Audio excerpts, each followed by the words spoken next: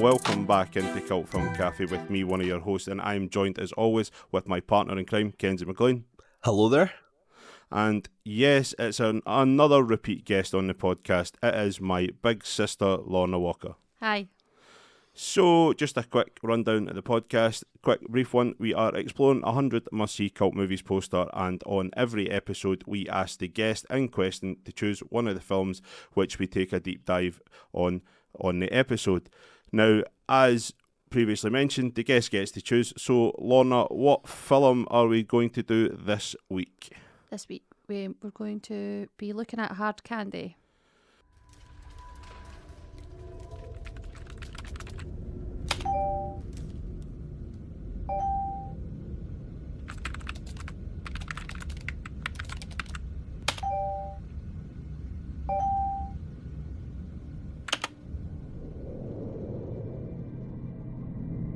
Jeff? Haley? You just don't really look like the kind of guy who has to meet girls over the internet. Well, I think it's better to meet people online first. Get to know what they're like inside.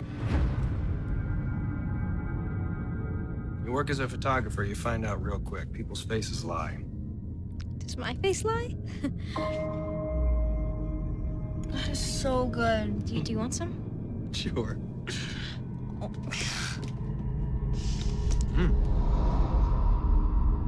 You look older than you are, and you certainly act older than you are. Really? You want to call your sister? Tell her where you'll be? Maybe later. I'm reading Romeo and Juliet. It's a 9th grade book, but I figured I could have it done before the school year starts. Didn't know you're interested in that kind of thing. You thought since we'd been chatting for 3 weeks that you knew everything about me?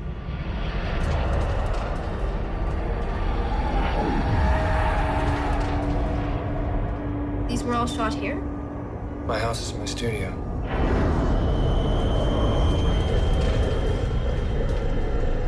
I recognize this girl. The things you do wrong, they haunt you. This is officially sick. I have never hurt anyone! It's just so easy to blame a kid. Who are you? Playtime is over. Now it's time to wake up.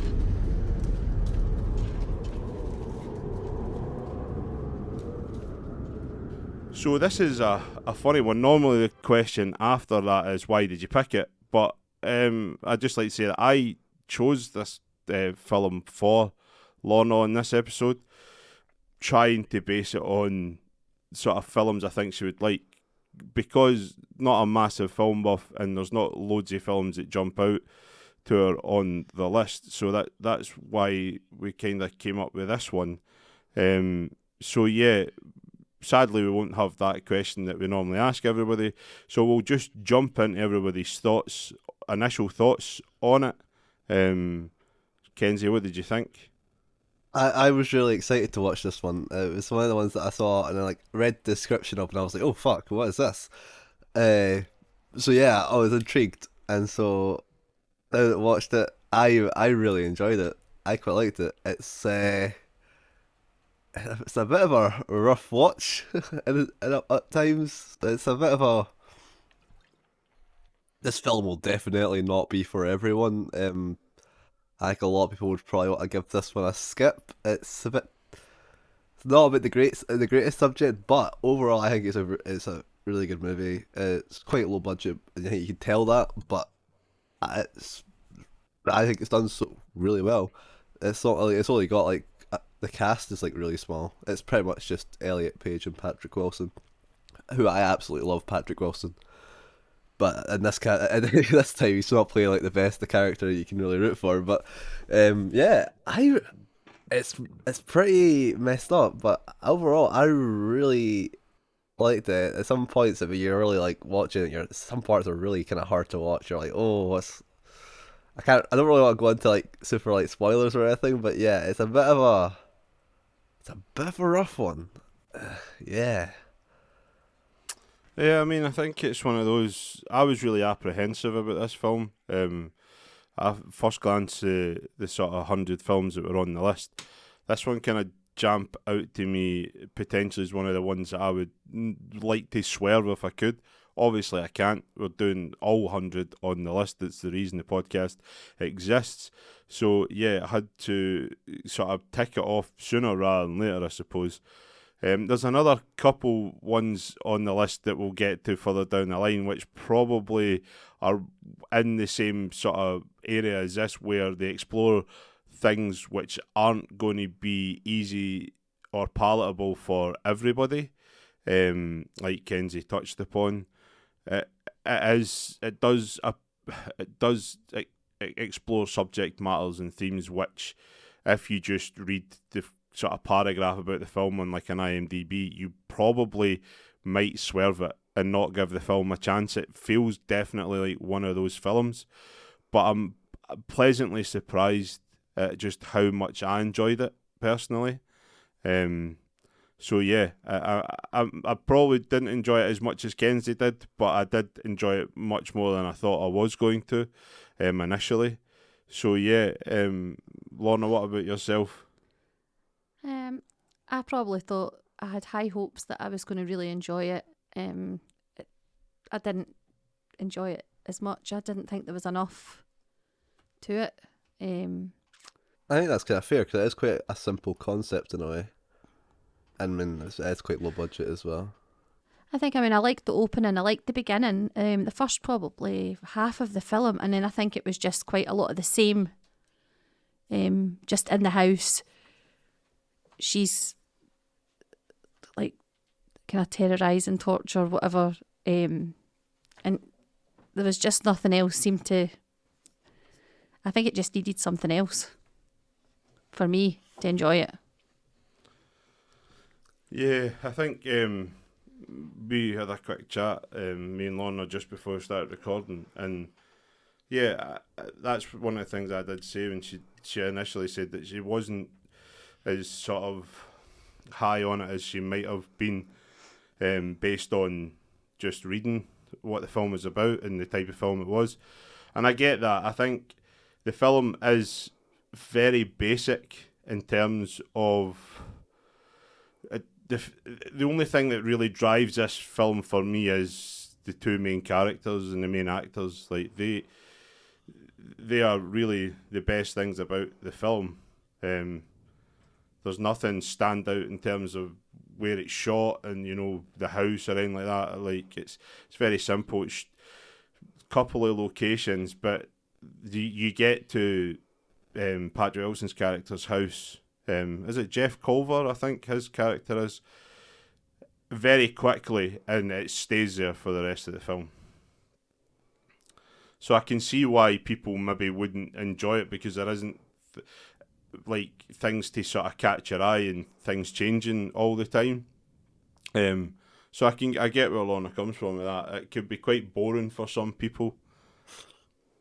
Wait, I can see that as well. The film's pretty cut and dry, and like there's no twist to it or anything. It is what it is. You once you figure out what's happening, that is it. There's nothing else really to add to it. There's not even like little. There's not like a twist or anything.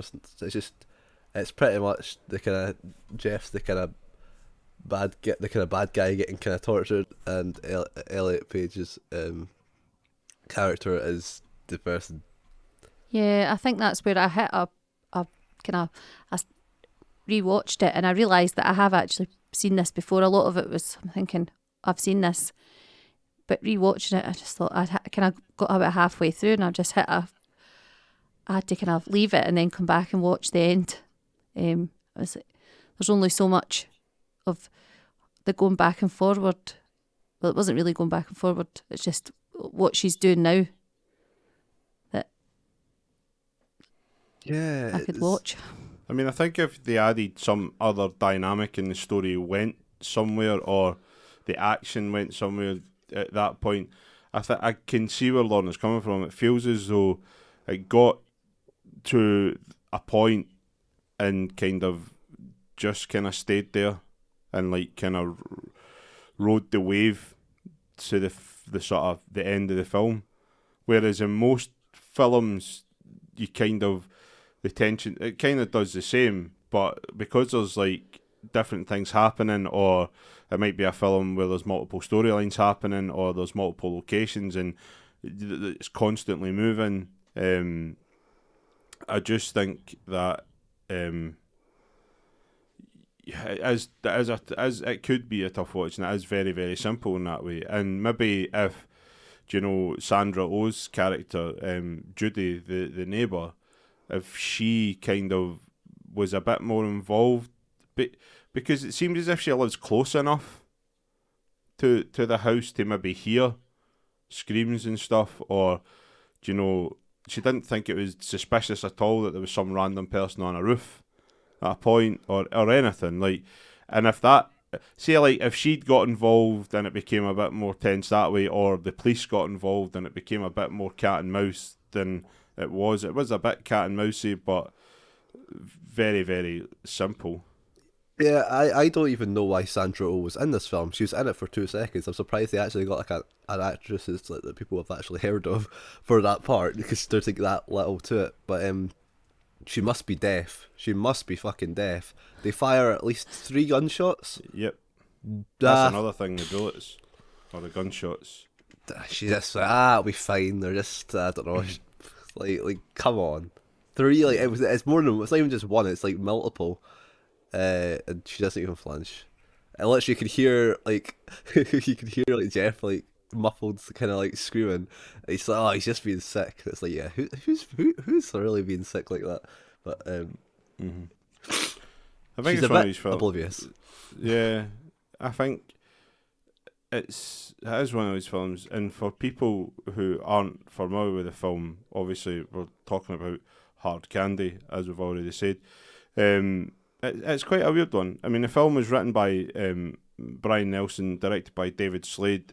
It was his first feature film. I think David Slade's went on to direct episodes of sort of famous television shows like Breaking Bad, and I think he'd done a Black Mirror sort of.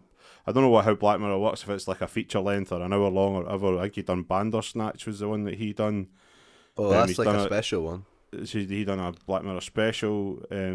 He's also his follow-up film to this was 30 Days of Night, which I quite enjoyed. I think he'd done some American Gods episodes. So I think this has kind of unlocked him sort of in the world of sort of making TV and film, because I think prior to this he was only really doing music videos.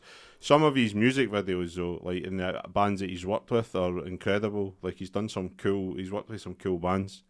One that stuck out to me being a kind of skatery mosher guy in the early 2000s. He'd done OPM's Heaven as a Half Pipe video. It's actually quite a cool wee video for the song. It's a cool song though, quite like that song. But no, like I just want to say that that's the film was written, and that it was obviously the film premiered at the 2005 Sundance Film Festival, but wasn't actually released in cinemas until sort of April 2006. So kind of done the festival rounds, kind of spent a bit of time there, and then I think it got a limited release in America, and then obviously it got released sort of in different territories around the world. As we've mentioned, the stars of the film, you've got Elliot Page playing Hayley Stark, Patrick Wilson playing Jeff Culver, and Sandra Oh playing Judy the neighbour. They're the 3 main cast. There's another couple of folk, but they're not really in it at all. They're the 3 sort of actors, but it's really just basically Elliot Page and Patrick Wilson who are the stars of the film. And in a nutshell, we'll just talk about the plot briefly. I don't really want to sort of spend too long on it because it can get a bit grim. In a nutshell, the film is about a young girl who speaks to older men online, and on speaking to this particular one, she suspects them of being a sexual predator and pursues a risky meeting to get close enough to him to engage in her vigilantism, and subsequently traps and tortures him. I think that's fair in a nutshell what the film kind of does. Yeah. That's pretty much, yeah. The first 20 minutes is her kind of getting him into the trap, which is a bit uncomfortable. Well, it was quite uncomfortable to watch the first 20 minutes of this film. Actually, it was kind of uncomfortable to watch most of this film, but like the first 20 minutes in a different way for the rest of it, because that's her kind of like putting on a kind of act, kind of entrap him, and then eventually, once he gets drugged, that's when the rest of the film kind of starts. So yeah, and then that goes down certain alleys which I wasn't expecting. Like, well, so there's a certain part where I thought I was like, wow, that was pretty messed up. But yeah, she just really ends up starts torturing him, really. Or I thought the whole point was she was trying to get an admission of guilt out of him, but Mm-hmm. I don't think that is the case. I think that's what it said in the description that I saw. I think that's wrong. Really, I think she's not that bothered about it. It's not really said what's the character's called. What's Elliot Page's character called? Haley Stark. Haley. Yeah. Haley. It's not really said what she really. I mean, I guess it is just somewhat revenge. She knows somewhat of what Jeff has done, and she just seems to just want to punish him in certain ways. I didn't really know where she was going to go with it, and it kind of keeps on going. I wanted to quickly talk about the way this film is filmed. What did Yeah. you think about that? Because I kind of like it, but other times dislike it. There's a certain points where they use extreme shaky cam, and I hate shaky cam. I don't think it looks necessarily real think bad. that was. Do you not just maybe think that was just handheld? Yeah, it was just it was like, yeah, it was like handheld, but they done it extremely shaky. Or like must have been on purpose. They don't use it much, but there are certain parts. I think when Haley's looking around for the safe, Mm-hmm. they can have some shots, and she's like the camera's just like all over the place. But for the most part, I think it's all right. Once it gets like when it's not doing things like that, they're very. I think the shots are done quite well. Bar that, like they're very uncomfortable shots, a lot of close-ups. Yep. Work really well. There's these transition shots that get used way too much in the film. Particularly at the part when he's tied down on his back, where they keep on doing this like shot where the camera kind of like veers off to like the left and comes out somewhere else, because it goes into red and then comes out like another part. They use that like I'm pretty sure they used that like more than 5 times, which it was noticeable how many times they done it. Which I mean I thought it was interesting to use that same kind of transition shot multiple times, but that is I wasn't expecting as much in the cinematography, and honestly, it is pretty decent. It was better than I was expecting it to be. Really, acting, I think the acting's top notch. I think it's very strong from both mains. Well, I agree. I think the acting's the standout here. Really, whoever found them two, whoever was in the casting department, incredible. I mean, Patrick Wilson had only been in a couple of films before this, and probably not a big name at all. I mean, I think Patrick Wilson's probably still not a big name in Hollywood, He's like even though he's been in loads of things. he's like a small big name. That's what I call him. He's Yeah. almost like a B movie actor in a way, but I really like a him. bit like top tier B movie actor. Yeah. He's kind of weird. I think most people will be familiar with him from maybe Watchmen, maybe Watchmen, Insidious, The Conjuring. Aquaman. Oh, and Aquaman, but yeah, mainly the horror films. I think is Yeah, where he stands out. he's In a lot of them. kind of. I just think he's carved these kind of path in these kind of weird. It doesn't surprise me that he's in horror movies, considering he's done a film like this, because they feel as though they straddle that kind of controversy line. You know, I think the horror genre is just that in general. Yeah. In my opinion. But yeah, Elliot Page. I think that this film for both of them is just probably the film that unlocked their potential to a wide, like to especially to the sort of critic world, because I think like in all the reviews for this film, it's heavily, the acting of both of them is heavily praised, and I've even seen somebody write that both of them deserved like awards for this film, and it is true. Like the acting is incredible. Their chemistry on screen. I know chemistry is maybe not the right word to use considering the subject matter, but it is what you use.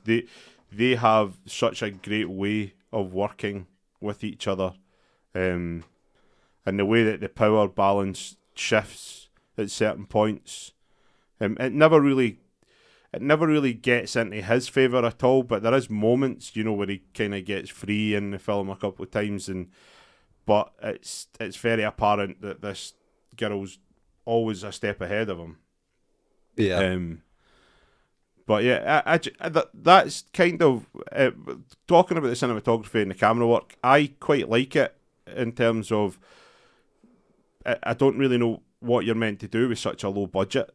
I mean, you can't have fully staged and sort of big sets, and where you'd have multi-camera positions and stuff like that. It was obviously shot on a very low budget, and that's kind of where it probably came in. The transition thing, that might have just been because it was low budget, and in the edit, you just don't know. Maybe it was the best thing to use, because you don't know what shots they had available.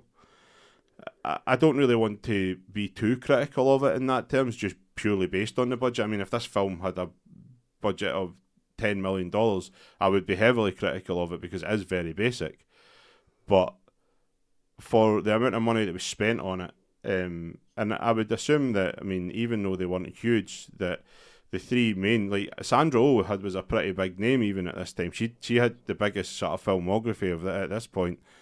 I mean, I know she was in a couple of scenes. Like, she probably didn't get paid that much, but even Patrick Wilson and Elliot Page, they probably got paid quite a decent amount. Like, even if they got paid $250,000 each, that's over half the budget of the whole movie. I mean, it's incredible to think that.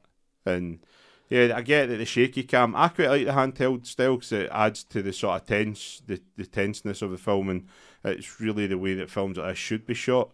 I don't think they should ever be sort of set up on sort of whatever, like a tripod or a gimbal or anything like that. You should always try and get the sort of the handheld.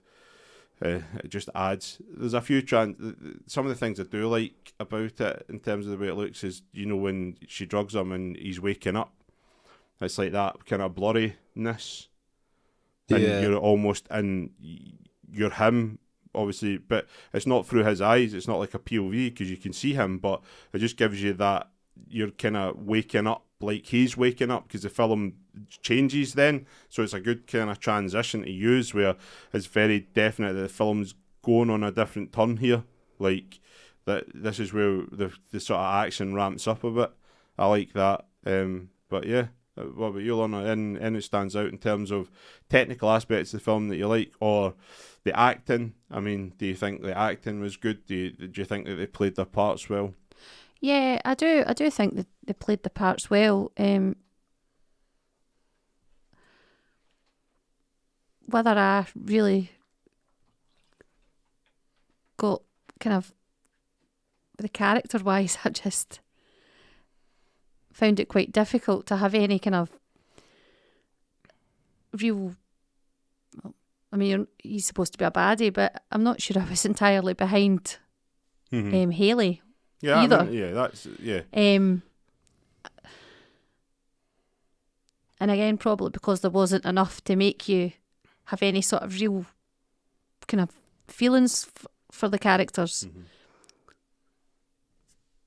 Yeah, well, there's no backstory or anything. The film starts really quick 'cause it's like a couple messages on a chat online or a text or a phone or whatever, and then it's boom, like they're at Nighthawks, the cafe, and they're only there for 5 minutes, and then it's in a car, his house, for about an hour and 15 minutes or so, hour and 20 minutes. So that's kind of basic in that terms, but yeah, there's some redeeming qualities to this film. I mean, I'm not saying that this is the best film ever made, far from it, but I think out of the three of us, Lorna looks like she's the one that is least into it. Kenzie's probably most into it, and I'm probably somewhere in the middle. I think it's just, as one of these films, I think that there's going to be people that love this style of cinema or try and find sort of small budget independent cinema to kind of venture out towards, and they'll probably try and look for films like this, and they'll love it, or they might hate it if that's what their genre. But I think a lot of people like this film.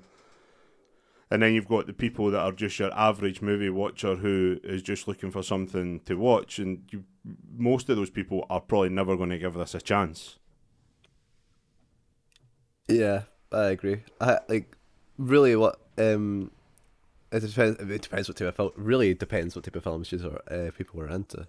Because this film, I mean, this is quite an interesting film, because this is one of the films that kind of shows you that you don't actually need that much to a film, as long as you have like really good performances in a film. Sometimes that can literally carry a film through the whole thing. Because without like, I picture this film without like Elliot Page or Patrick Wilson and like people who are like okay, I bet this film would be much worse. So the fact that this film becomes quite good to me is because their acting is just that good in the film. It is genuinely.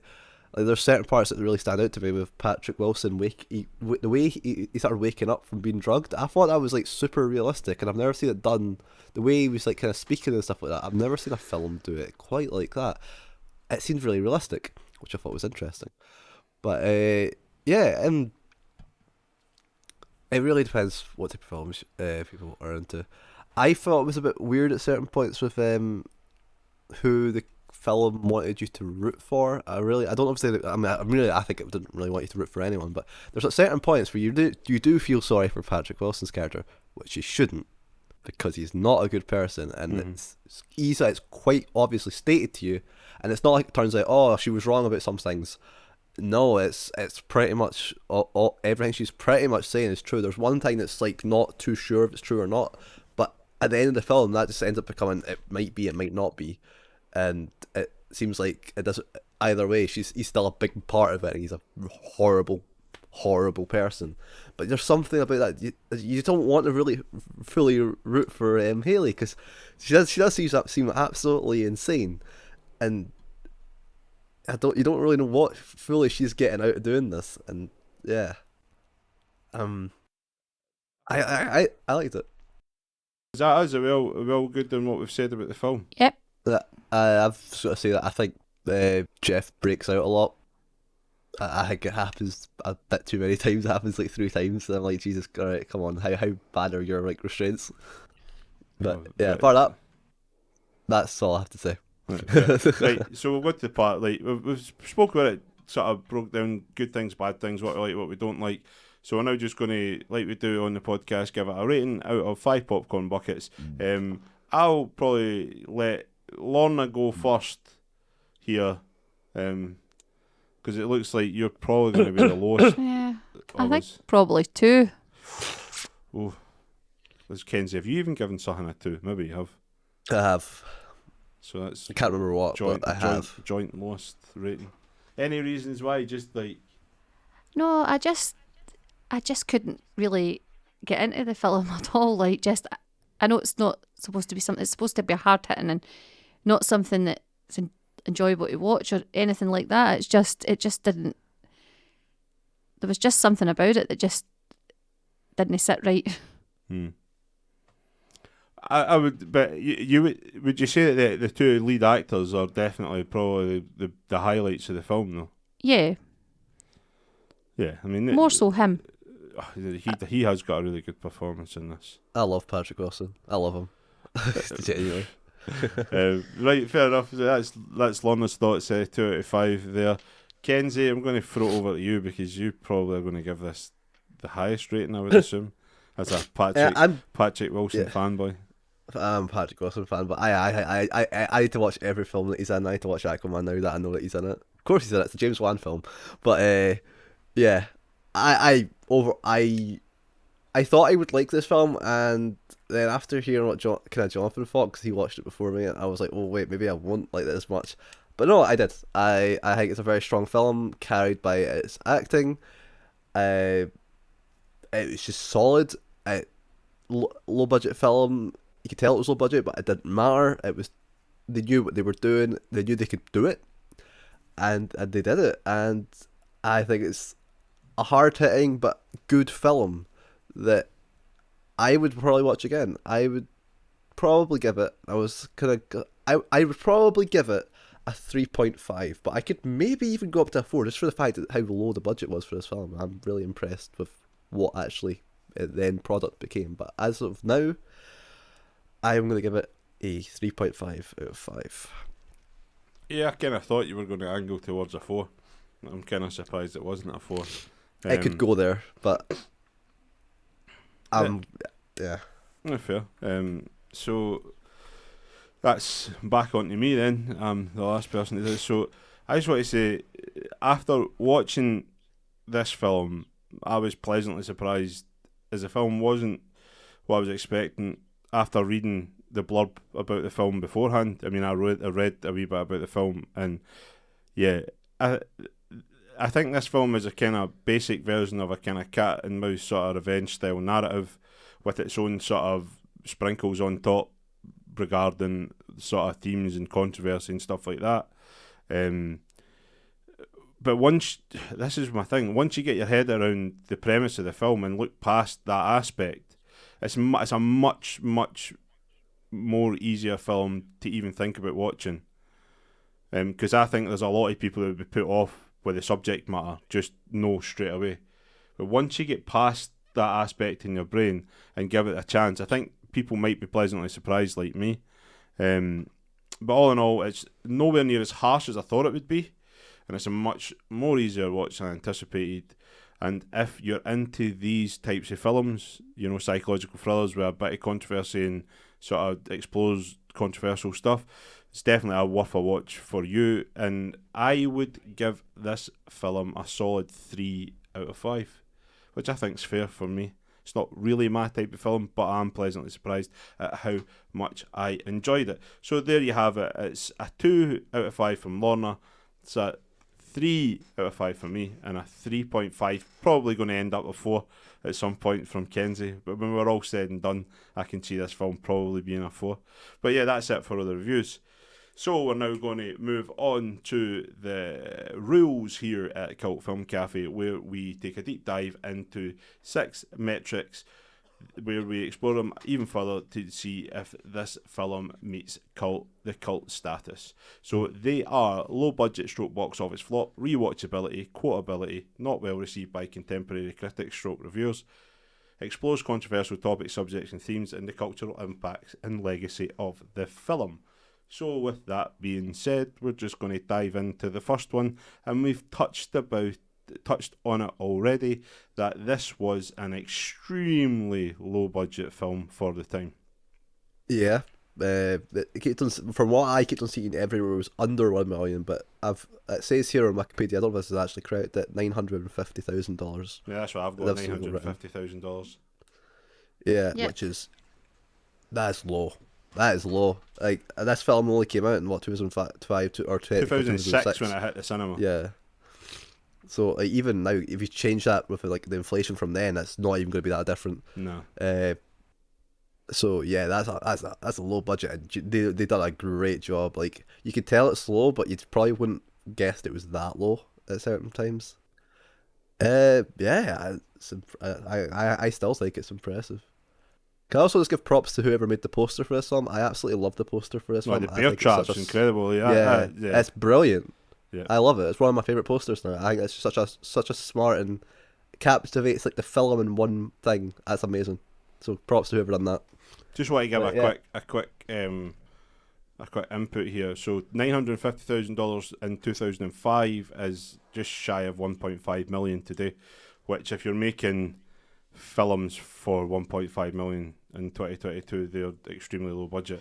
I mean, I think low budget to us in 2022 would be anything under 10 million, I would say. Even it would still be a low budget to me.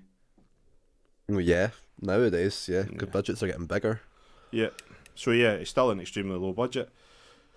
But yeah, I think you can tell with the budget Yes. that it was low. But I think Lorna has a fun fact about the reasoning for keeping the budget under $1 million. Yeah, they kept it that way because of the controversial nature. If they kept it under, the studio wouldn't have to ask to change anything. So no kind of executive meddling from The the higher producers, the ups. higher up. Which is interesting. When she told me that, that kind of makes a lot of sense.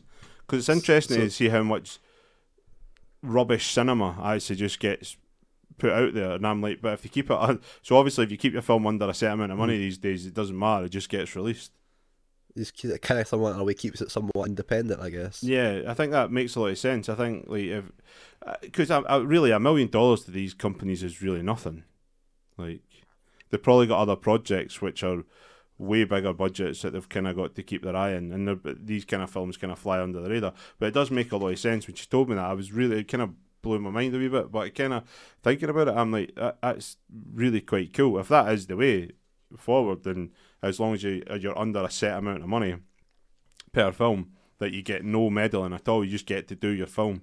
You get your own team of people, you go in and once it's pitched and greenlit and you've got your budget, stick to your budget and it's all cool. So I think it's an easy tick for that one at the podcast. Not a box office slot, but massively a low budget film. So we'll move swiftly on to the rewatchability. So yeah, I'll just get what I need to say out the way, and then I'll let you two have a chat about the rewatchability. At 104 minutes, the film is just over the coveted 90-minute mark for the prime rewatchability. So the thing is, the film isn't a super long film, but that being said, in my opinion, I feel as though this film would be a hard rewatch just due to the subject matter for most people. I also, myself, will never watch this film again, sadly. Although I think it's a good piece of filmmaking, I'm probably not going to revisit it.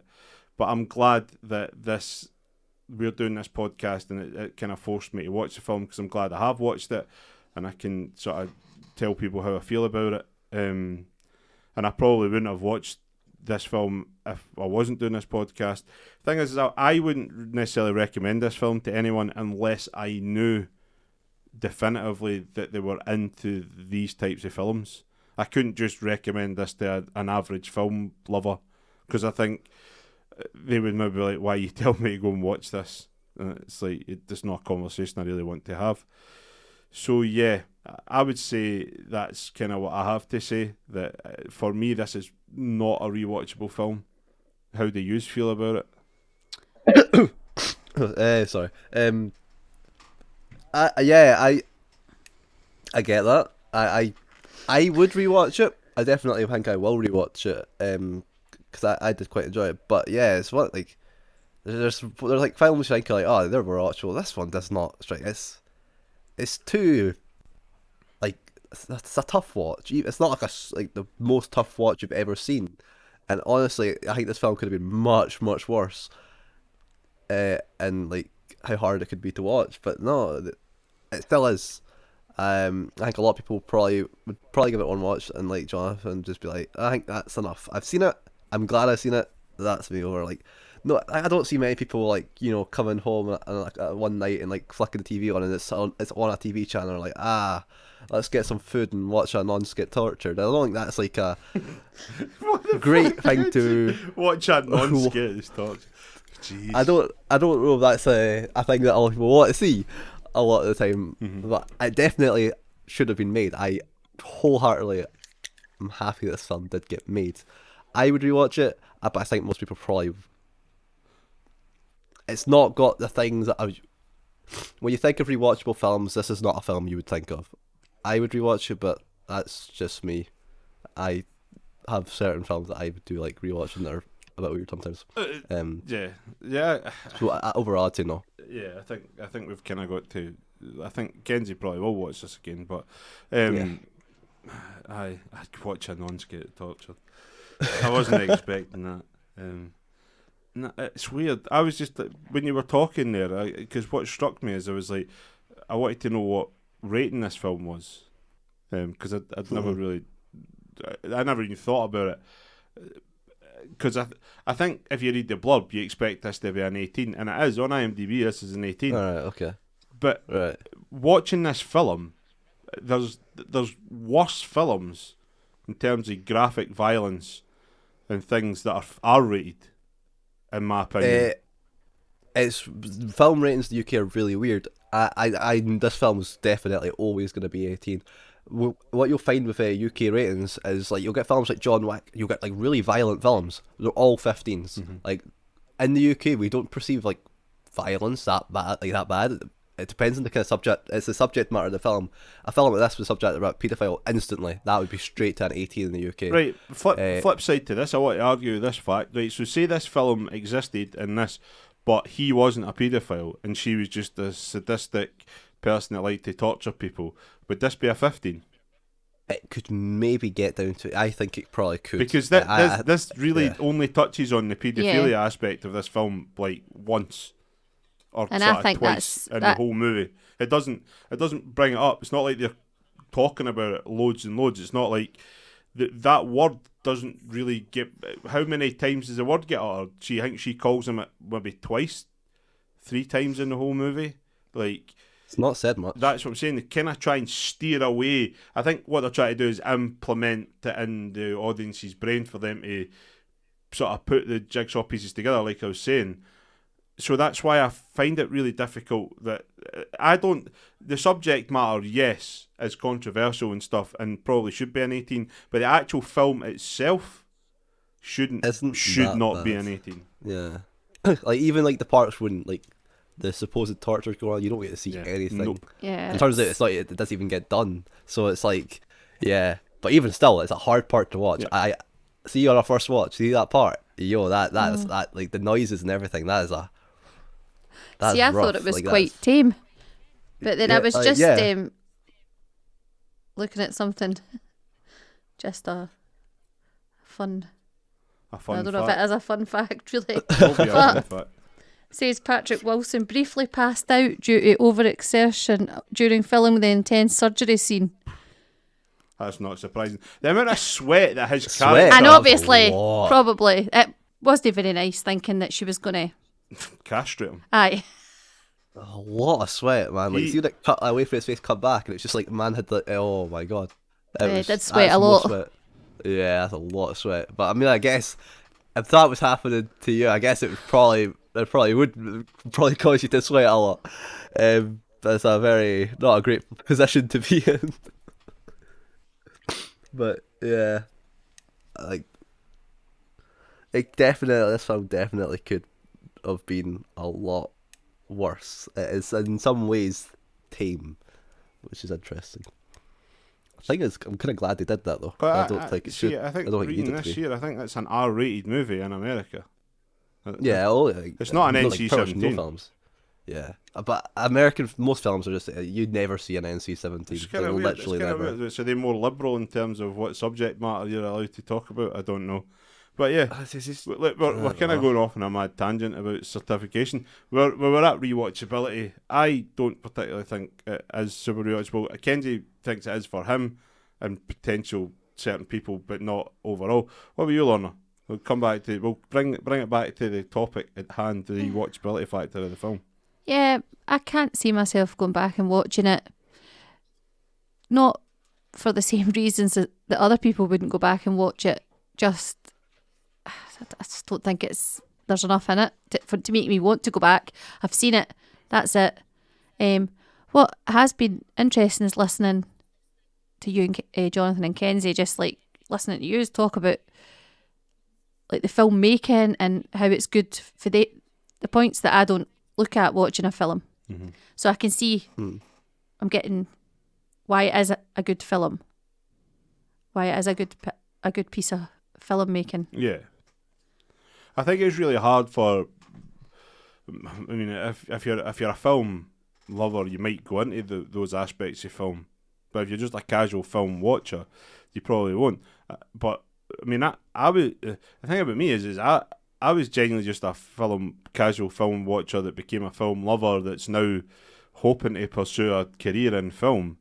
So it's kind of ramped up. And I think once you're behind the camera, like I've been multiple times now and I've done multiple sort of film projects and I've got a lot more hopefully lined up in the future, you get a real sense of money very quickly. I mean, I've shot everything with no budget, and I know, like if I had $5,000 to reshoot my short film that I just done, so I mean, it's realistic. It's a 15-minute short film. I had to cut probably 5 minutes out of it for college purposes, but it's a 15-minute short film. If I had $5,000 to shoot that film would be exponentially better than it currently is, wouldn't it? Okay. I mean, yeah. Yeah. And that's a small amount of money. So I'm looking at it as a filmmaker going, what could I do with $950,000? I could probably push it. And I think there is filmmakers out there that manage to produce incredibly great pieces of cinema for not a lot of money. I think like one that comes off the top of my head is Robert Rodriguez done El Maharachi for like literally no money, and it was released and you can go and buy it, and like it kind of paid his way in the film industry. If he didn't make that film and it wasn't as lauded as it is and like that, he wouldn't exist in the world of filmmaking. I mean, I think the problem is like, I think this, I hate to say this on the podcast, but I think this film is a real filmmaker's film or a film critic's film, because they can see all the kind of other aspects that casual filmmakers wouldn't. I think that, thinking about Robert Rodriguez there, I think his low budget take on his first film probably steered Quentin Tarantino towards him, and they've maintained a working relationship pretty much for the last 20 years. Or more. That's a low budget for production. 7,000. Wow. What, did you just Google that? I just googled Yeah, it, but Because it's he just done gotta it mention when that- he was at university, like film school. Just what I mentioned though, the post production was 200,000. Yeah, but But the production, that's impressive. no, but he's still. I mean, it's still only $207,000 Yeah. for an the one that always action jumps- western. Yeah, the one that always jumps to me is Bronson, which was that was about 230,000. Tom Hardy. That's very But low as well. right, so funny you should bring that up, because the director of that film is,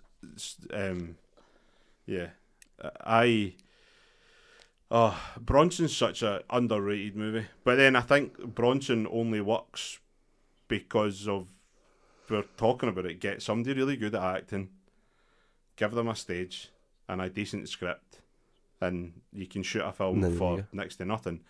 But I'm a big fan of the director of Bronson. It's the same guy that directed Drive. Oh, is it? Yeah, that's why. I mean, his films are cool. That's the only word to describe him as a filmmaker. He done Bronson. He also done the Neon Demon, Only God Forgives, which is a film that nobody's ever watched. But yeah, like I bought it in Blu-ray because I love him as a filmmaker. It's probably not the best film, but yeah, he also done Valhalla Rising with Mads Mikkelsen. That's an ultra cool looking film. It's very boring to some people, but I love him. He's a great filmmaker, and yeah, it doesn't surprise me that he managed to make a cool film for such a low budget. But I think a lot of the heavy lifting in Bronson is Tom Hardy. Yeah. It's the same here. Patrick Wilson and Elliot Page do a lot of the heavy lifting. So yeah, I think we're a no for rewatchability. We went off in mad tangents, but yeah, it just adds to the podcast and us having a chat about the film in general. Anything else to add about the rewatchability? We're just kind of happy to say that for most people it's going to be a no. For people that love this genre of Yeah. film, it's probably a yes. Yeah, I agree with that. I can't really imagine anybody in this being their. Obviously, there's people out there that this is going to be like a film they really love, but I just can't imagine too many people saying, like Kenzie said, "Oh, I'm going to go and put this on to watch." That's kind of funny because, like, if you're listeners to the podcast, Kenzie's kind of slated. Well, not slated, but a couple films. Probably. Sorry to Blade Runner fans. Mate, like, look, no. Do you know what? It's not out yet. Well, it will be out, the Flash Gordon episode, and I just want to let you know that if there's no Blade Runner slander in the podcast, it's because it's been heavily edited by me to take out all the Blade Runner slander that the guest on the podcast and Kenzie kept saying that Flash Gordon was a better film than Blade Runner, and you cannot subjectively, objectively ever say that at all in any room and be right. But apparently 2/3 of the room was right at the time. I disagree, and we're off on a mad time. I just wanted to point out, because you were talking about the rewatch, but you were saying that this film's really tame.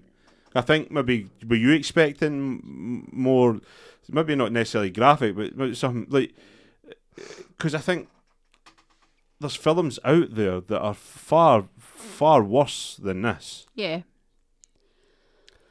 I mean, And why does, and that's another thing, there's films that are far, far, far worse than this, and this seems to hold like this mad, weird sort of thing where I think people talk about this film, it's always a bit of a, when you bring it up, it's like, but it's not really that bad in terms of film. Like, there's loads of worse films out there. I think it, like you say, it's just the fact that the age, and he's essentially grooming young girls for, and at the end you do realise that, well, this other girl, Laura, is she being groomed on the internet by him and this other guy, and they've essentially lured her in to kill her. Yeah, like, I think this was, like, with some films, it's like, it's weird. But also, some films, like, I just wanted to touch on that before Ken. So you talking about the girl that she's trying to work out what happened to? Donna. Donna, not Laura. I was like, who's Laura? Nah, they're trying Donna. to work out, see the girl that turns up at the end with the Yeah. red hair, ginger hair. Who's that? that's like, her name's like Jocelyn or something. isn't it? Janelle. Janelle. Janelle, that's it. But she looks the same age as him. Yeah, it was like her. That's like kind of, that was like different. I think that was just his like first ever model. Oh right, so they've done No. that. So none of that's really weird. They were actually in a relationship. I think. Alright. Or No, but something. I do think that there was a under an age gap. But then you're thinking, right, she's 14 and he's 32. This might have been like, was she, I don't know, 15 and he was just starting his career at, I don't know, 20, I think 25. It I doesn't think really the age ranges in this film are a bit iffy when you matter, try and but work it out, and it probably doesn't really matter to try and work out people's ages. It's just, to be honest with you as well, like, another thing that's talking about the subject, I know we probably should move on for this, but when he was going on about his youth and what happened Yes. in the bath situation with his cousin and that, Super weird. that's mad. But That then is you mental. get, but what was she, like a 5 or 6 or whatever? I can 4, 5. He was still a kid. 9. He was 9 or something. 9. Like, sorry, That but might- I've lived in a world where like people of different sexes go in the same bath. Does that all change these days? Like when you're kids, I think it's like, now people just don't. It's There's mad. just not, like, it's the same as people don't really take like photographs, but like people would just have, I thought like, kids with you no know, like clothes on and shit everybody like that. is worried about. But that's mental. Everybody's worried now that there's some sexual, there's something's Mhm. sexual. Whereas that could have been something completely innocent. And if that happened to him, where his aunties just took it and been like, well, But what's she done to him though? is not. That's Well, like, maybe made him a bit. that's what I mean. psycho. Is there like a deep-rooted thing in him that he's been a family member in his family's basically took something that was innocent, potentially, and probably it sounds like it, and turned it sinister, and it's made him believe for all those years that he is this thing. Because this is another thing, is like, for a lot of this film, he's not really doing anything. It's not like he No. beats her up. It's not like he traps her. It's not like he says when they leave Nighthawks, the cafes, like, you're going to get your sister to pick you up. There's always an out for the person, and that's where I'm like, is there something fucked up in him? And obviously there is something fucked up in him. Aye, there's but something definitely. Is it been sort of brought on from such a young age because things happened to him? And I think when you kind of go that, and if you went backstory, you would maybe get a sense of the character and stuff like that, and it would maybe get you to see different avenues. I think that's why I just needed something more from both of the main characters. Like, that's it. I needed something more for why she was doing what she was doing, and something more to make to just of why he was the way he was, or Yeah. Anyway, Kenzie, you were going to say something. Sorry for butting in. No, that's all right. What was I going to say? I was just pretty much going to say that about saying like this film being slightly tailored to like other films. I think it's because this one, some films like to show, and some films like to imply, and this is a one that definitely likes to imply. Yeah. And I quite like films like that, because I don't think you need to show everything. I don't think everything needs to be shown. It should be enough to hear it and be, that's horrible. And I think that's another thing why this film could be seen as being a little more tame compared to other films. Well, I mean, because you can't show a lot of what's been implied in this, because you wouldn't get away with it. Yeah. Well, absolutely. Because then you would have crossed the line from fact to fiction to fact, really. And this is a film, and as fiction is highly fictitious. This is like these are actors playing characters, which is another plaudit to Patrick Wilson, because I guarantee there's a lot of actors would turn this down just because the potential, the potential people would see him as the character rather than him. Yeah, the backlash. But glad he done. What a performance, and he's went on to bigger and better things because of it. But anyway, let's not digress any further. Let's move on to the quotability of the film. Now, this was a hard one for me because, and this is a sort of one of these ones where we've only really had a couple of films so far on the list where people have went, boom, started riffing. Like the Flash Gordon episode, that was instantaneous. He got to quotability. The guest in the podcast, the first thing that came out of his mouth was a quote from the movie. So Flash Gordon is one of those films that I feel like there's a lot of one-liners in there, whereas this film, I think it's more on the lines of like a Blade Runner in terms of there's some good ones, but this film is very well written, the dialogue's very good, and the actors are very good with one another. So that's all I have to say. There's only one quote that stuck out for me. What's that? So when he gets drugged and he's coming round, and just before it kind of takes the turn, like this is where I think it turns, is he thinks he's being tied up and it's a game, and she turns around and goes, playtime is over, now it's time to wake up. That's and his face and demeanour and everything changes, because he's like, fuck, this is real. And that was a great, that's for me the standout quote of the line of dialogue in the film that could be quoted. Yeah. For me, this is the wrong type of film to be looking at for quotes. I absolutely. Like, what? If you hear someone quoting from this film, you're like, what is wrong with you? Like, why are you quoting? Like, really?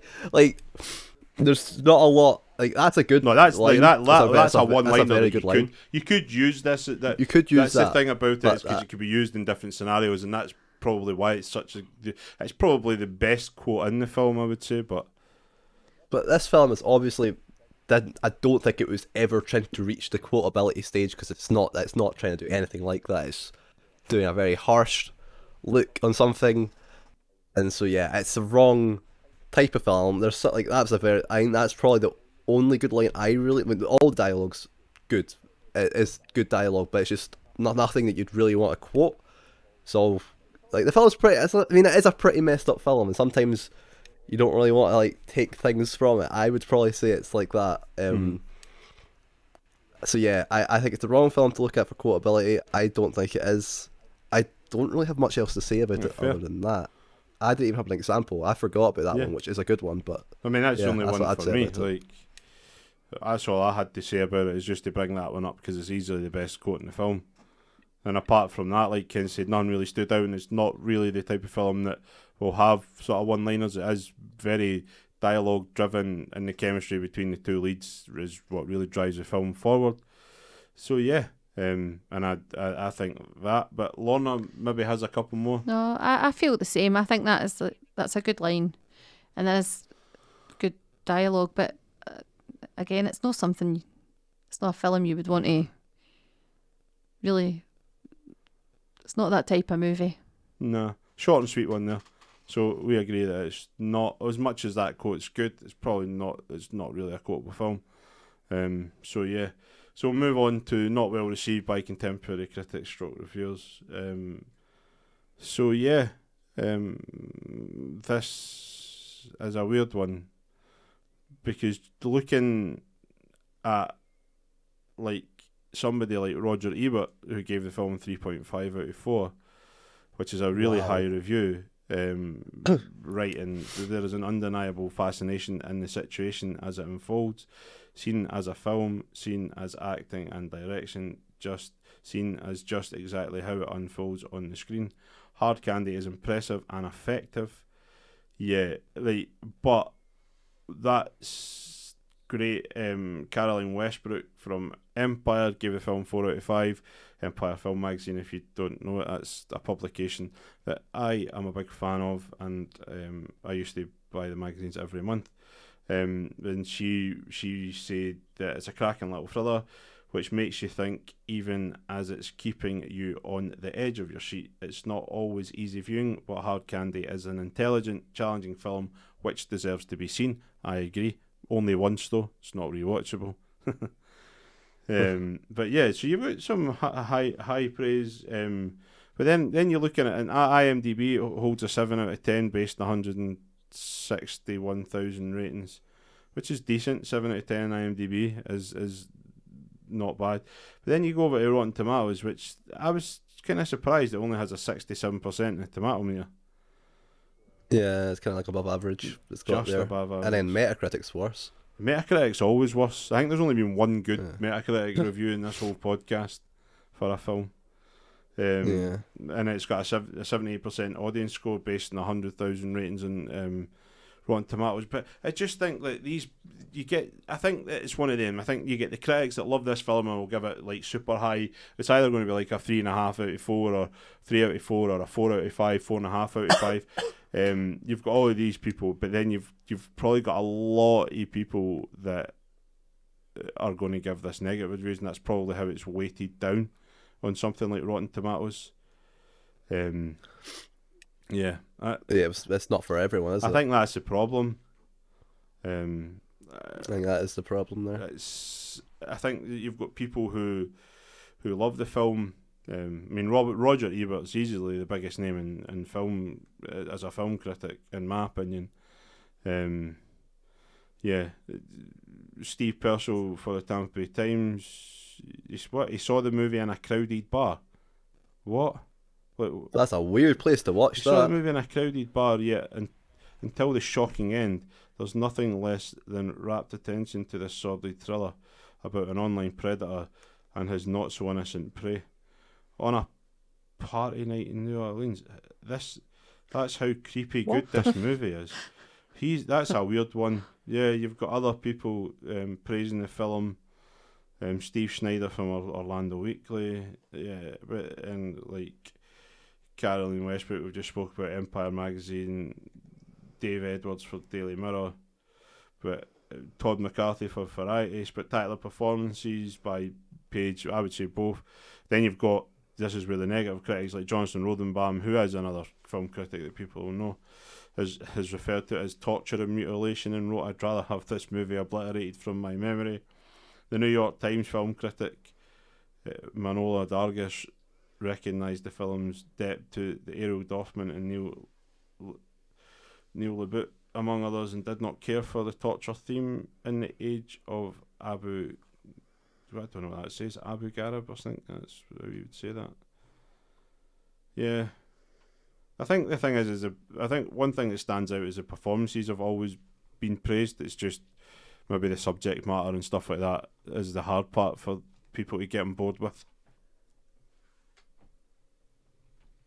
Yeah, I mean, there's like certain like, I mean, like I think that got brought up, like the torture scene in this film is pretty rough.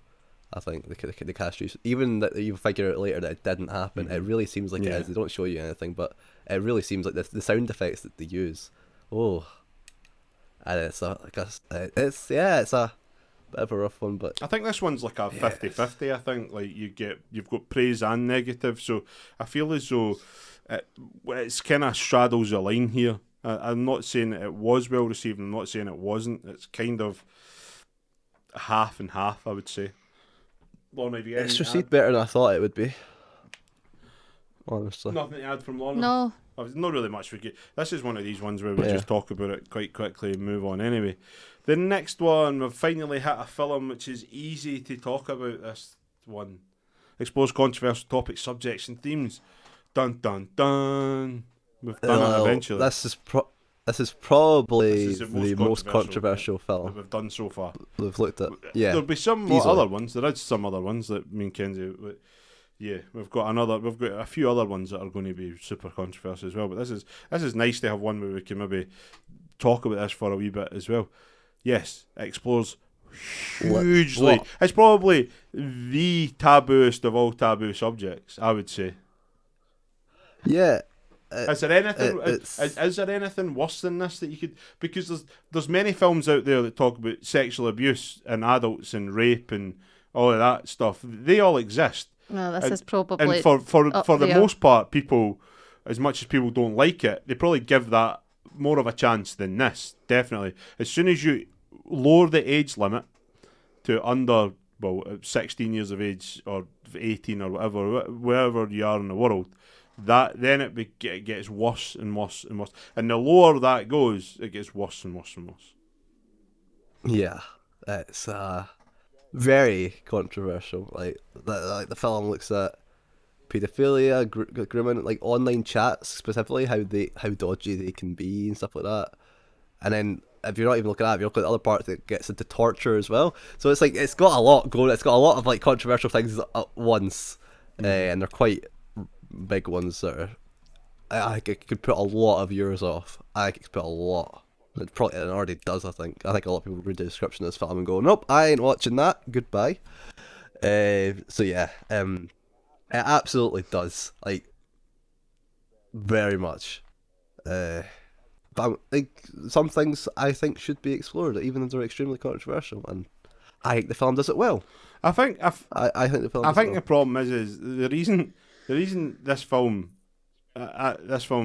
is good in my mind, and that in a world where films like a Serbian movie or a Serbian film exist, God. why can't films that are done well and tackle subjects which are taboo but do it properly? I mean, there's a reason why Lorna's looking at me going, "What the fuck is that film?" Because it could not. That's the film that could not hit mainstream cinema at all whatsoever. It's a film that definitely shouldn't really have been. Shouldn't have been. made. Some people say the should not film's actually exist at all. decent. Some people say the film's actually alright, but I know how the film ends, and it's that like disturbing. It's literally laughable because they obviously were trying to be that disturbing on purpose. It's a horrible film that probably I don't think anyone should really check Yes, out. we are not advocates of that film on the podcast. I want to reiterate it. I have never seen it. I know about it as somebody who knows about cinema. Do not watch it. It's a waste of time, like Kenzie says, in my opinion. I've never seen it. I know people who have. I think it comes out the mousy people that want to seem as if they're edgy, or you need to watch this film. I'm like, well, no, I don't, because it just seems like for me there is no reason to go and watch a film like that at all. There is a reason to watch a film like this, obviously. But I just wanted to bring that up, that I just wanted to give the sort of stark contrast that in a world where films like that exist, films like this should easily exist, as much as it's a taboo subject. The way that they sort of manage to manoeuvre it in a way where it's never too harsh for the viewer, and I think that's the intellectual part of filmmaking. Is what something like a Serbian film does is it's all grotesque and visual for the most part, and they don't leave anything up to the viewer, and that's what makes it worse, obviously. Whereas this lets the audience sort of piece the jigsaw. I think that's the great films work that way, where the audience is part of it where they have to keep up and they go, all right, this is going on. It's that's why this is films like this are way more intelligent and intellectual than films like a Serbian film. I just want to reiterate again: do not watch the film. Or there's films. Well, a Serbian film. there's- Just want to say once again, we do not advocate the film on the podcast. We're here to talk about Hard Candy. Not that I just wanted to get that point across. It's just there's films like Hard Candy which are somewhat disturbing, but mainly it's quite controversial.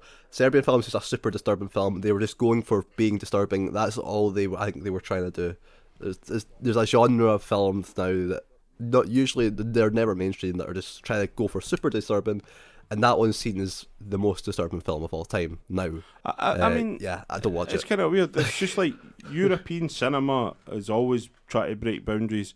Like Gaspar Noé, like he's known as being a controversial filmmaker or a filmmaker that explores controversial topics. Like he done Irreversible. Have you heard of that film? That's meant to be No. pretty controversial. Yeah, but as I'm not too sure. European cinema, I suppose European cinema in terms of taboo and controversial subjects, they're the sort of, that's where you get all the kind of weird stuff. And if you were to flip it over to sort of like horror and stuff like that, you would go to like Korea and Japan, and they're kind of super violent and kind of edgier than maybe mainstream horror here. Because I think a lot of American stroke British horror films are either remakes or rehashes of Japanese cinema that they try and pass off as new, but because only certain people watch foreign cinema, so it's quite funny. But yeah, that's big massive tick for this one here. I mean, I don't really know. What I don't want to do is I don't want to delve into the subject matter too much because it is so controversial. We're just here to sort of say that it meets this criteria, like. You already know what this film's about and the taboo subjects that it talks about, and it does it in a way though where these other sort of more grotesque films get it wrong, and this gets it right in terms of letting the audience feel involved in terms of the narrative and sort of working things out. And I think that's what makes this film much better than any of those sort of B movies or whatever you would call the kind of films. I don't even know if they would even be B movies. They're probably worse than that. But yeah. What about you, Lorna? Is there anything else to add? Like, just on the controversial nature of the film? No, I agree just with what you said. There's not much else you can say. It's. Do you think films like this should exist? Yes. I agree. Yeah, so they are. They have to be done right, though. I agree with that. They have to be done right. This is one of them that I agree with. They got it. The way that they presented it was right. I think this could have got out of hand or could have been shut down or just ended up on a shelf quickly if they just didn't do it right, which is obviously down to a lot of people, and it's good. But yeah, like I don't know what else to add here. We've really spoke about what it talks about already. So yeah, it's very controversial. Watch it at your own like kind of at your own like make your own decision on it. Yeah, we won't. It's not a film that we as a podcast are going to go rush out to watch it because of the nature. Take it in your own stride and with caution. If you think you can handle it, give it a watch because it is a good film. But if you don't think you're up for it, then that's fine because I don't think it's not. It's definitely not for everyone. But if you can handle it, it's worth a watch at least once. Do you think there's any other sort of other than the ones that Kenzie brought up and we've spoke about Jink, there's any other sort of controversy around the film, or do you think it's just they're the kind of I think that's the the big main... ones, the big ones, yeah, like, and then you've got another couple of things sort of sprinkled in. Yeah, I've got nothing else to add to that. Just yeah, that's it. Massive tick there. Cultural impact and legacy. I don't know about this. We've had films on recently, i.e. Blade Runner, where it's got a huge cultural impact and legacy. This one, not really so sure, and it's quite a hard topic to research as well. some of them are easy. You can kind of go and read about them, Google them, and it brings up stuff. What I just don't. I don't know how this film could have a cultural impact. If you know what I mean? Yeah. Like it's. But it could have a it's kinda legacy. hard. The thing is well, in fact, that's what I'm actually going to Google that. Because it's just like it's like I was going to bring up Old Boy. Has anybody seen Old Boy? No. I've not seen either. But I know one. there's a Korean. Is it Korean? I think. Aye. It's Korean, and then obviously Americanized version. One done by Spike Lee. Aye. Spike Lee done that. I didn't know. I was so Americanized shocked to figure version. that was Spike Yeah, Lee. I think Old Boy was out a couple of years before this. I was going to see when Yeah. Old Boy came out because it's kind of got a taboo twist in it. But this seemed to be the time where, I mean, obviously you've got older films that deal with sort of taboo and controversial topics, but I think a film like this maybe sort of made it more okay to sort of open and talk about it. Was this the first film that explored those kind of that kind of subject matter and themes, or that kind I don't of know about that, but it's not even a mainstream film, is it? Like the thing is that a film that explores that type of topic will never ever be mainstream ever. So just couldn't be. But the way this one handled it is different from I think any films before it has ever been handled. But I think films have talked about, before this would have had things about this subject and stuff like that. But you don't see a lot of them, and you can kind of understand why. But yeah, it's a weird one. Cause the thing is, I didn't really know about this film until we started like going through the list. Like I know some people know about this. Like some of my friends had watched it and quite liked it. I just had never heard of it, even with the two main actors in it being like well known. I mean, even Sandra Oh as well. I still had never heard of it. Yeah, until it's funny. It's a really hard one.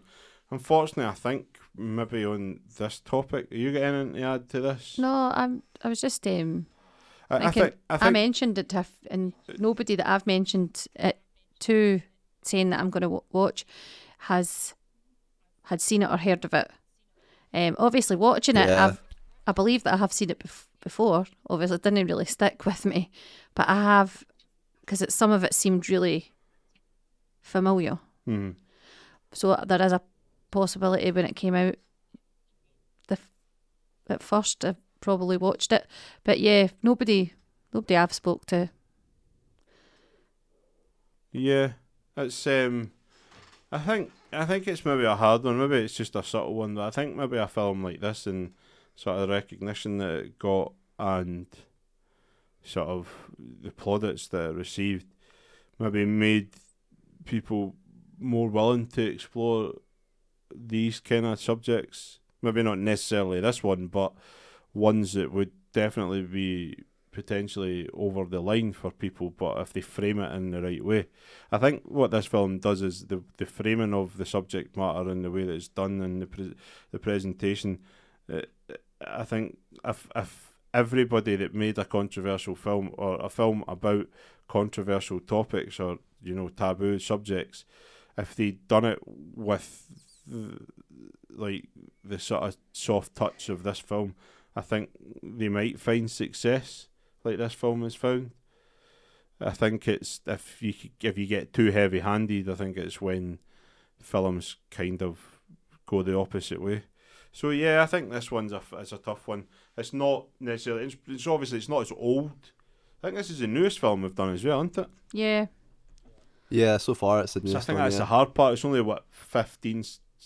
16 years old.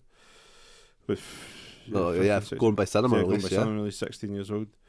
So the mainstream audience only seen it 16 years ago, and that's maybe another reasons why maybe further down the line, if you revisit this film in 20 years, that you might have a lot more to it. So yeah, well that is us for the rules section here at the podcast, and we'll now move swiftly on to the last section, which is based on the conversation that we've just had. Do we think it's a cult film or not?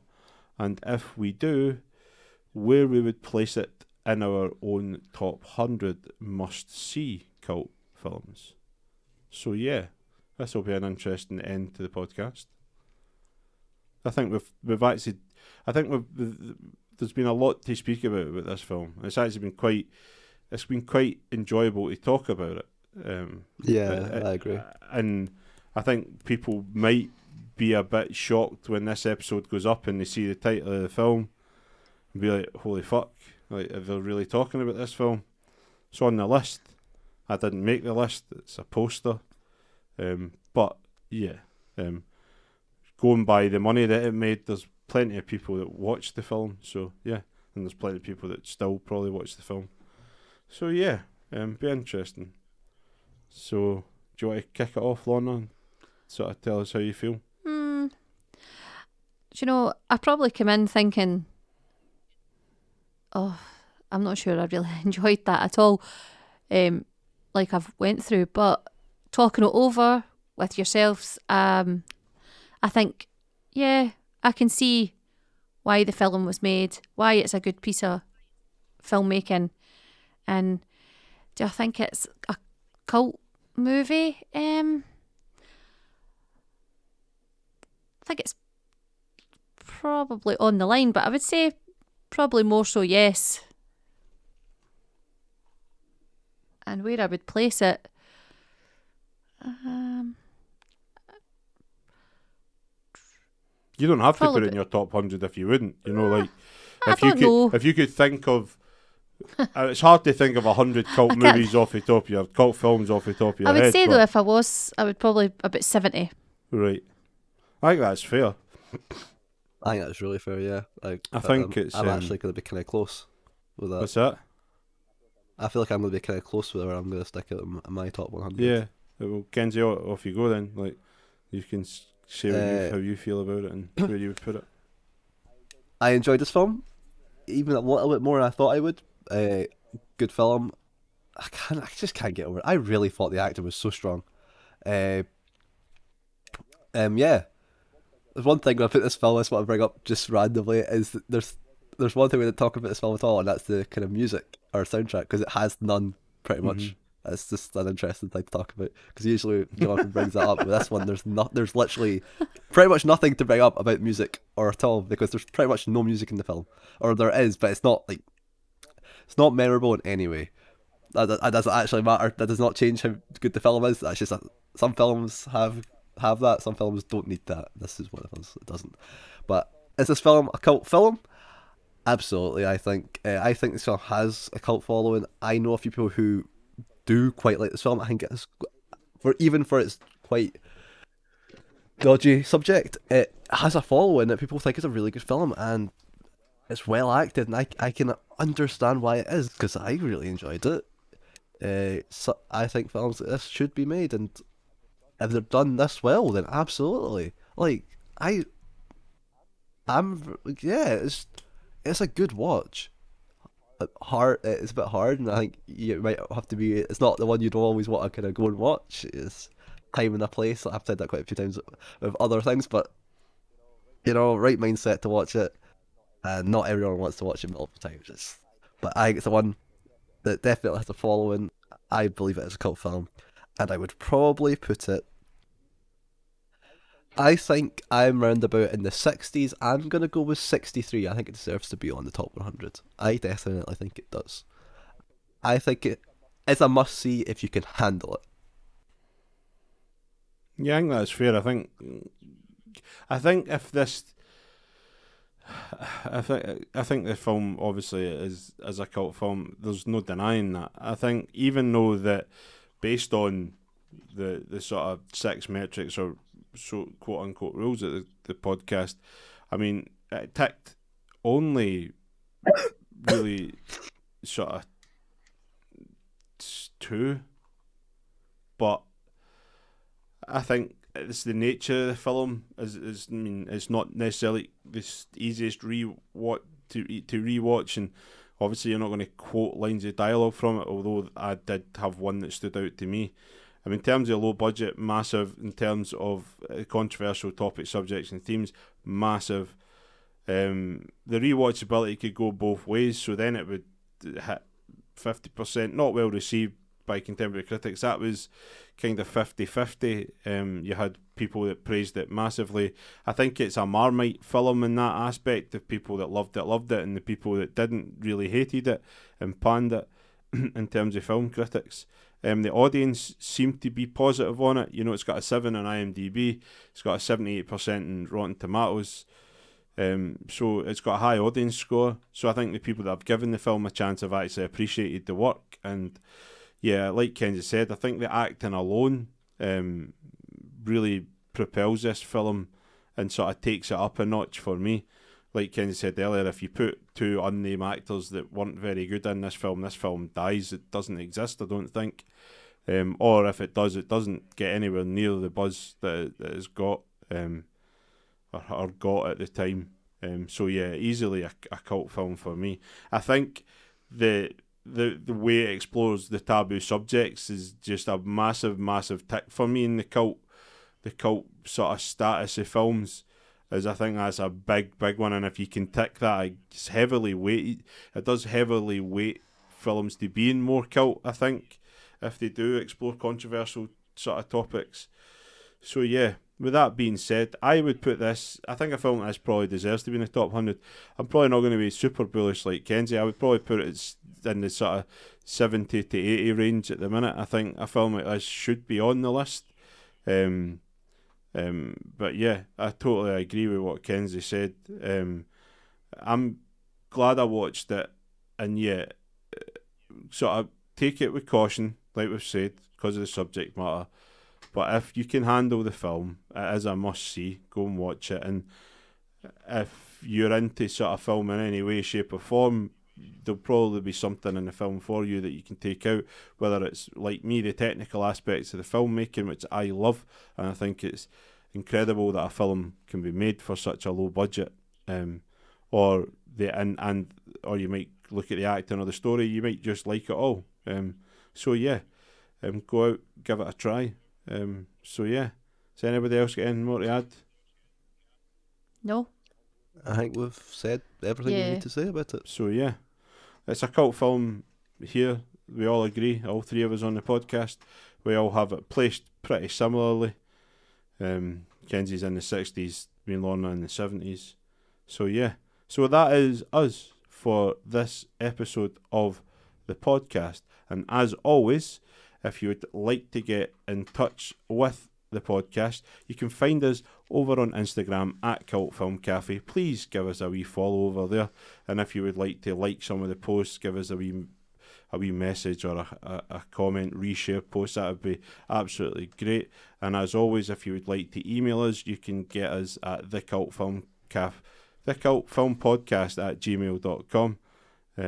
But yeah, and if you'd like to contact me directly, I only use Instagram, so it's at you can find me on Instagram at 081331 Productions, and you can find Kenzie on Instagram at Doge_dogs on Instagram. And I'm not going to lie, this is the very last episode that I'm ever going to plug a dying Twitch stream, because Kenzie for the last half a dozen episodes has been saying that he's going to start streaming a game, and he's lying to the public and he's lying to his friends.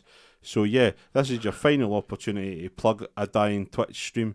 What is your Twitch? What's your Twitch, Kenzie? It's twitch.tv/QuoteTheStickman. I will be streaming today, and that's not going to be right for when this comes out. It's not going to be when it comes out, but I will be. This is going out in like 3 weeks or something.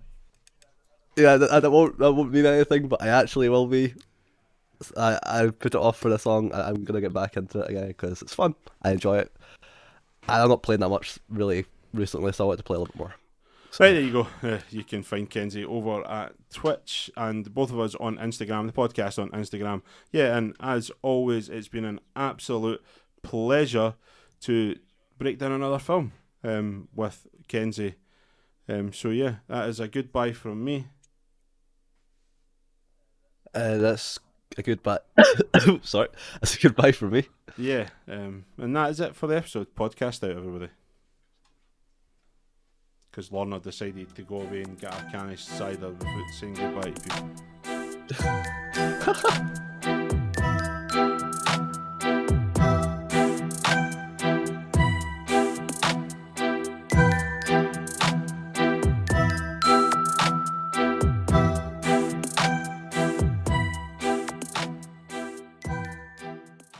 Hello everybody and welcome back into Cult Film Cafe with me, one of your hosts as always, Jonathan, and I am joined with Kenzie, my partner in crime, and I've fucked the opening up to the podcast. Let's scratch that. Take two.